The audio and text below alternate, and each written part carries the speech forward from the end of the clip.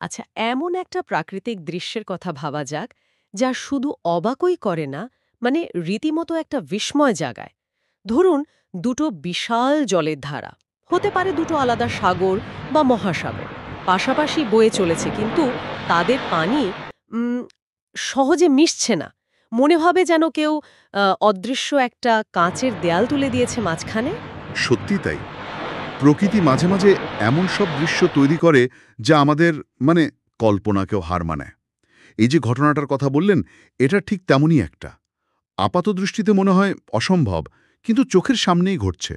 আর আজকের আলোচনা আমাদের ঠিক এই অসাধারণ প্রাকৃতিক রহস্যটা নিয়ে। আমরা একটু বোঝার চেষ্টা করব কেন আর ঠিক কী কারণে দুটো ভিন্ন জলরাশি একদম পাশাপাশি বয়ে যাওয়ার সত্ত্বেও নিজেদের স্বাতন্ত্র্য মানে আইডেন্টিটি বেশ কিছুক্ষণের জন্য হলেও বজায় রাখে। হুম এই ব্যাপারটা বুঝতে আমরা একটা নির্দিষ্ট তথ্যের সাহায্য নেব। সেটা শিরোনাম হল দুই সাগরের সঙ্গম, বিজ্ঞান ও কোরআনের বিস্ময়। শিরোনামটা শুনলেই বোঝা যাচ্ছে এখানে একই বিষয়কে পবিত্র কোরআন আর আধুনিক বিজ্ঞান এই দুটো দিক থেকে দেখার একটা সুযোগ আছে। বাহ, চমৎকার! তাহলে আমাদের আজকের এই আলোচনার লক্ষ্য হল এই যে দারুণ একটা প্রাকৃতিক ঘটনা, এর গভীরে যাওয়া, এর পেছনের কারণগুলো খোঁজা আর দেখা যে হাজার বছরেরও বেশি আগের ধর্মগ্রন্থ আর আজকের বিজ্ঞান মানে পর্যবেক্ষণ নির্ভর বিজ্ঞান এই একই জিনিসটাকে কিভাবে দেখে বা ব্যাখ্যা করছে। চলুন শুরু করা যাক এই কৌতূহল জাগানো আলোচনাটা। অবশ্যই। বিষয়টা আসলেই খুব কৌতূহল জাগানোর মতো। আর জানেন তো, পৃথিবীর নানা জায়গায় কিন্তু এমনটা দেখা যায়। যেমন ধরুন জিব্রাল্টার প্রণালী, যেখানে আটলান্টিক মহাসাগর আর ভূমধ্যসাগরের পানি এসে এক হয়। ও হ্যাঁ, হ্যাঁ, জিব্রাল্টার প্রণালীর কথা শুনেছি। অথবা ধরুন সেই সব মোহনা অঞ্চলগুলো, যেখানে নদীর বেশ স্বচ্ছ মিষ্টি পানি ছুটে গিয়ে সাগরের নোনা ঘন জলের সাথে মেশে, সেখানেও প্রায়ই এটা দেখা যায়। হ্যাঁ, এই উদাহরণগুলো দিলে না বিষয়টা যেন আরও জীবন্ত লাগে। আর যেটা সবচেয়ে অবাক করে, অনেক সময় নাকি এই দুটো পানির পার্থক্যটা খালি চোখেই স্পষ্ট বোঝা যায়। মানে একদিকে হয়তো বেশ ঘোলা বা ধরুন গাঢ় নীল জল, আর তার ঠিক পাশেই হয়তো একটু হালকা রঙের সবুজ বা স্বচ্ছ পানি। ঠিক তাই। তারা একে অপরের গা ঘেঁষে বয়ে যাচ্ছে, কিন্তু মাঝখানে একটা পরিষ্কার প্রায় যেন পেন্সিল দিয়ে আঁকা লাইনের মতো বিভেদ রেখা। এক্স্যাক্টলি। এই যে চাক্ষুষ পার্থক্যটা, এই কন্ট্রাস্টটাই ঘটনাটাকে এত আকর্ষণীয় করে তুলেছে। মনে হয় যেন প্রকৃতি নিজেই একটা অদৃশ্য সীমারেখা টেনে দিয়েছে, যা সহজে পার হওয়া যায় না। এটা শুধু রঙের পার্থক্যই নয়, কখনো কখনো পানির যে আলোড়ন বা ঢেউয়ের ধরন, সেটার মধ্যেও পার্থক্য চোখে পড়তে পারে। ইন্টারেস্টিং। এখন আমরা যে উৎসটার কথা শুরুতে বললাম, দুই সাগরের সঙ্গম, বিজ্ঞান ও কুরআনের বিস্ময়, সেটা তো বলছে যে এই ঘটনার কথা পবিত্র কুরআনে উল্লেখ করা হয়েছে। এটা তো মানে সত্যি খুব আগ্রহ জাগানোর মতো একটা বিষয়। নিঃসন্দেহে। আর এখানে যেটা বিশেষভাবে লক্ষ্য করার মতো সেটা হলো সময়কাল। প্রায় ১৪০০ বছর আগে নাজিল হওয়া একটা গ্রন্থে এমন একটা সূক্ষ্ম প্রাকৃতিক ঘটনার উল্লেখ পাওয়া যাচ্ছে। উৎসটা বলছে কুরআনের নির্দিষ্ট আয়াতে বা আয়াতগুলোতে দুটো জলাধার বা বাহরাইনের কথা বলা হয়েছে। বাহরাইন মানে দুই সাগর। হ্যাঁ, দুই সাগর বা দুই জলাধার বলা হয়েছে। তারা পরস্পর মিলিত হয় বা হওয়ার দিকে এগোয়, কিন্তু তাদের মাঝখানে একটা বারজাক বা অন্তরায় থাকে। বারজাখ, অন্তরায়। হ্যাঁ, বারজাক একটা বাধা বা অন্তরায়, যা তাদের একে অপরের সাথে পুরোপুরি মিশে যাওয়া থেকে বা সীমা লঙ্ঘন করা থেকে বিরত রাখে। বারজাখ মানে অন্তরায়, তার মানে কি সত্যিই কোনো অদৃশ্য দেয়ালের কথা বলা হচ্ছে, নাকি এটা কোনো রূপক অর্থে? উৎসটি এই বিষয়ে কোনো একদম ফাইনাল ব্যাখ্যা দিচ্ছে না, তবে এই বারজাক বা বাধার ধারণাটাই কিন্তু মূল। এর ব্যাখ্যা নানা রকম হতে পারে। কেউ হয়তো একে আক্ষরিক অর্থেই একটা সূক্ষ্ম বাধা হিসেবে দেখেন, আবার কেউ হয়তো ভাবেন এটা আসলে বৈশিষ্ট্যগত পার্থক্যের একটা রূপক বর্ণনা, যা মিশ্রণে বাধা দেয়। তবে গুরুত্বপূর্ণ হল, উৎসটার মতে এই পর্যবেক্ষণটা সেই সময়ের প্রেক্ষাপটে যথেষ্টই তাৎপর্যপূর্ণ ছিল। কেন তাৎপর্যপূর্ণ বলছেন? সেই সময় কি মানুষজন সমুদ্রে যেত না বা নদীর মোহানা দেখত না? যেত তো অবশ্যই, কিন্তু ধরুন সমুদ্রের গভীরে বা দুটো বিশাল জলের মিলনস্থলের যে বৈশিষ্ট্য, বিশেষ করে তাদের সহজে না মেশার পেছনের কারণটা, সেটা বোঝার মতো জ্ঞান বা প্রযুক্তি তো সেই যুগে ছিল না। তা তো বটেই। আজকের মতো সমুদ্রবিজ্ঞান বা ধরুন ফ্লুইড ডাইনামিক্স, স্যাটেলাইট ইমেজারি, এগুলো তো ভাবাই যায় না। এমনকি পানির ঘনত্ব বা লবণাক্ততা মাপার ধারণাও তো তখন ছিল না। তাই উৎসটার ভাষ্য অনুযায়ী কোরআনে এই সুনির্দিষ্ট ঘটনার উল্লেখকে অনেকে একটা ঐশিক জ্ঞান বা একটা নিদর্শনের প্রমাণ হিসেবে দেখেন। বুঝতে পারছি। উৎসটি অবশ্য এটাও বলছে যে বিষয়টা ভালোভাবে বুঝতে হলে সংশ্লিষ্ট কোরআনের আয়াতগুলো এবং তার প্রেক্ষাপট জানাটা জরুরি। আচ্ছা, এটা গেল ধর্মগ্রন্থের দৃষ্টিকোণ থেকে বিষয়টা দেখার একটা দিক, যা আমাদের হাতে থাকা তথ্য থেকে আমরা পেলাম। কিন্তু এবার একটু বিজ্ঞানের দিকে আসা যাক। আধুনিক বিজ্ঞান এই একই ঘটনাকে কিভাবে দেখছে? তাদের ব্যাখ্যাটা কি? দেখুন, বিজ্ঞান এই ঘটনাটাকে তার নিজের নিয়মকানুন ভৌত আর রাসায়নিক নিয়ম দিয়েই ব্যাখ্যা করে।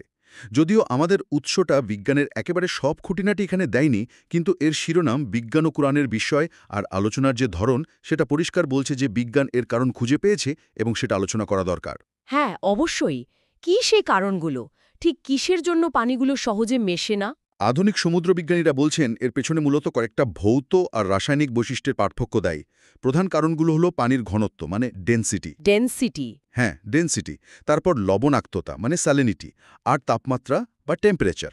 এই বিষয়গুলো যদি একটু সহজ করে বুঝিয়ে বলেন, ঘনত্ব, লবণাক্ততা, তাপমাত্রা, এগুলো ঠিক কিভাবে বাধা দেয় মেশার ক্ষেত্রে? অবশ্যই।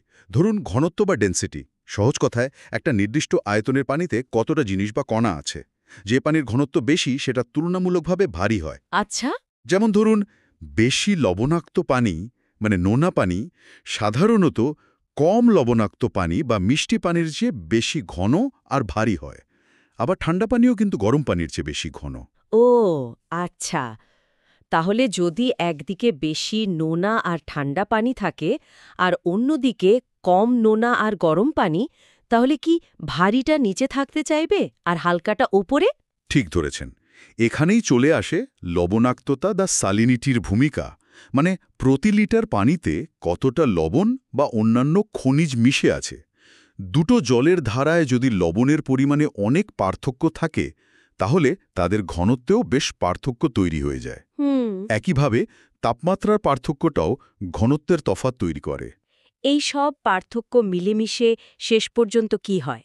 যখন এই আলাদা আলাদা বৈশিষ্ট্যওয়ালা দুটো বিশাল জলের ধারা এসে মেলে, তখন তাদের ঘনত্বের এই পার্থক্যের জন্যই তারা চট করে মিশে যেতে পারে না।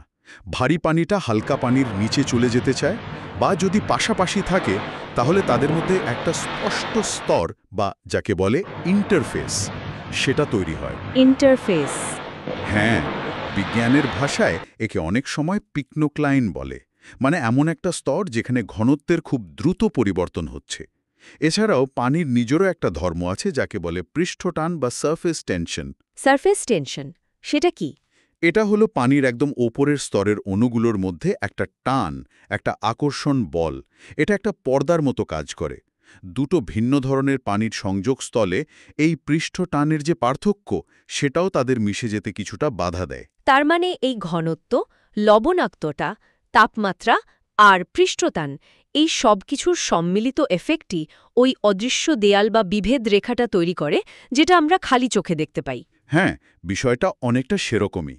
এটা কিন্তু কোনো শক্ত বা পার্মানেন্ট দেয়াল নয়, বরং একটা পরিবর্তনশীল ডাইনামিক বাউন্ডারি, যেখানে দুটো ভিন্ন ধরনের তরল পাশাপাশি এসেও নিজেদের বৈশিষ্ট্যটা সহজে হারাচ্ছে না। তবে এখানে একটা জরুরি বিষয় মনে রাখতে হবে। বিজ্ঞান বলছে এই অবস্থাটা কিন্তু চিরস্থায়ী নয়। চিরস্থায়ী নয় মানে? তাহলে কি তারা কখনোই মেশে না? মেশে, অবশ্যই মেশে। তবে সেটা হয় খুব ধীরে ধীরে।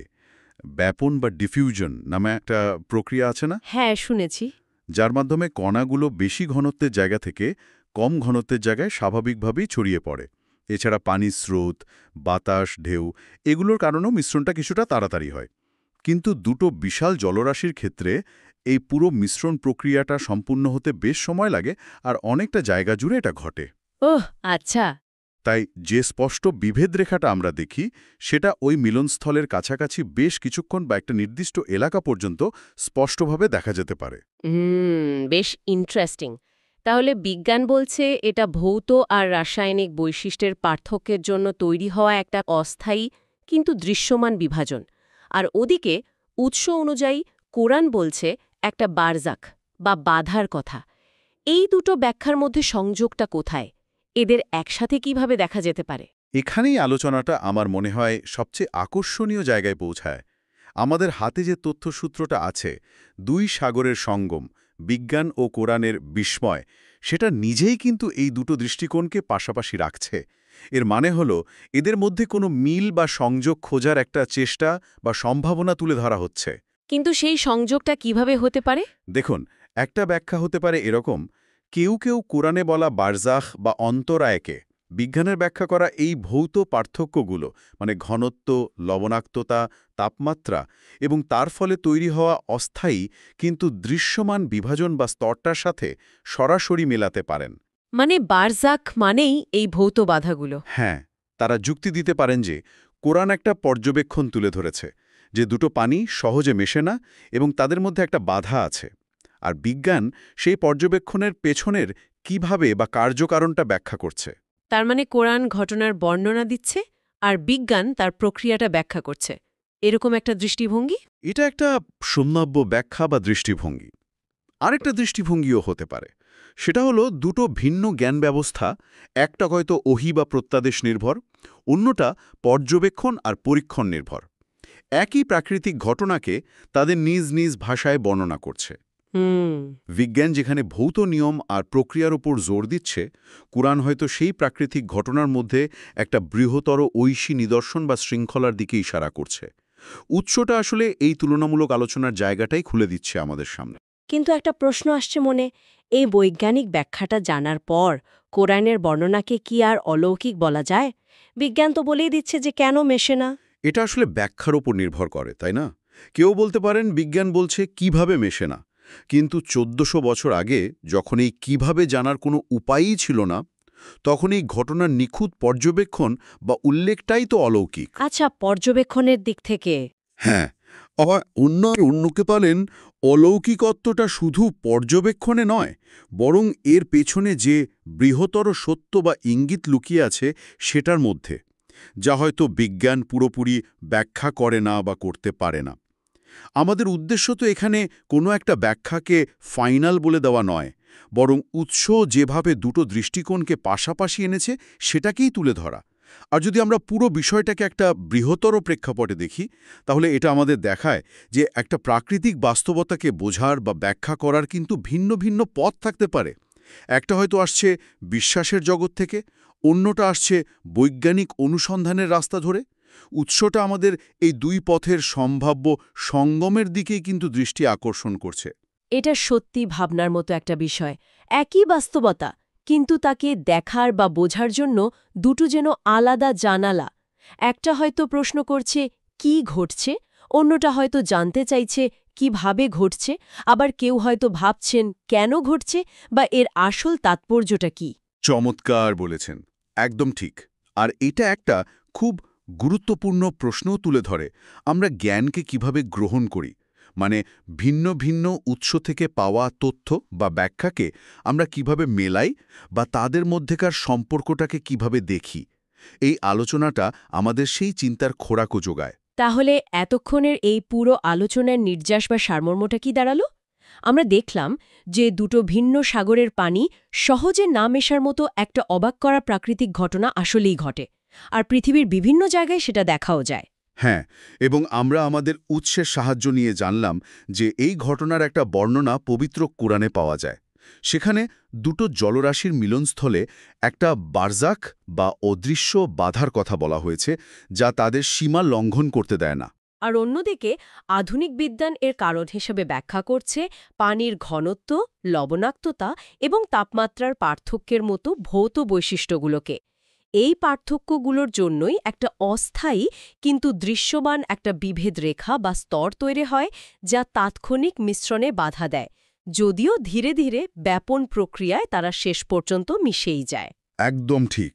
আমার মনে হয় মূল যে বিষয়টা আমরা পেলাম তা হলো এই আলোচনাটা আমাদের দেখায় যে কিভাবে একটা বেশ জটিল প্রাকৃতিক রহস্যকে দুটো ভিন্ন দৃষ্টিকোণ থেকে, একটা হলো ধর্মগ্রন্থের প্রাচীন পর্যবেক্ষণ আর অন্যটা হলো আধুনিক বৈজ্ঞানিক বিশ্লেষণ, দেখাও বোঝার চেষ্টা করা হয়েছে। এটা আমাদের একরকম উৎসাহিত করে, যেন আমরা আমাদের চারপাশের জগৎটাকে আরও খোলা মন নিয়ে দেখি, আরও গভীর অনুসন্ধিষা নিয়ে দেখি। সত্যিই তাই, জ্ঞানের এই ভিন্ন ভিন্ন ধারাগুলো যখন এভাবে পাশাপাশি আসে, তখন পৃথিবীটাকে আর শুধু একরকম মনে হয় না, বরং এর যে নানা স্তর, নানা সৌন্দর্য আর রহস্য, সেগুলো যেন আরও স্পষ্ট হয়ে ওঠে। এখানেই হয়তো আজকের আলোচনার সবচেয়ে গভীর প্রাসঙ্গিকতাটা লুকিয়ে আছে। আর শেষে আমাদের শ্রোতাদের জন্য একটা ছোট্ট চিন্তার খোরাক রেখে যেতে চাই। যখন আমরা প্রকৃতিতে বা জ্ঞানের জগতে বিজ্ঞান আর বিশ্বাসের এমন মেলবন্ধন বা তুলনার মুখোমুখি হই, সেটা আমাদের বিশ্বদর্শনকে, মানে আমাদের সত্যকে খোঁজার যে পদ্ধতি, তাকে ঠিক কিভাবে প্রভাবিত করতে পারে? দারুণ প্রশ্ন। এই দুই ধরনের জ্ঞানের মধ্যকার সম্পর্ক, তা সে মিল হোক, অমিল হোক, বা একে অপরের পরিপূরক হওয়ার সম্ভাবনাই হোক, তা নিয়ে আরও গভীরে ভাবার অবকাশ আছে কি? হয়তো এই প্রশ্নগুলোই আমাদের জ্ঞান অর্জনের যে যাত্রা, তাকে আরও একটু সমৃদ্ধ করবে।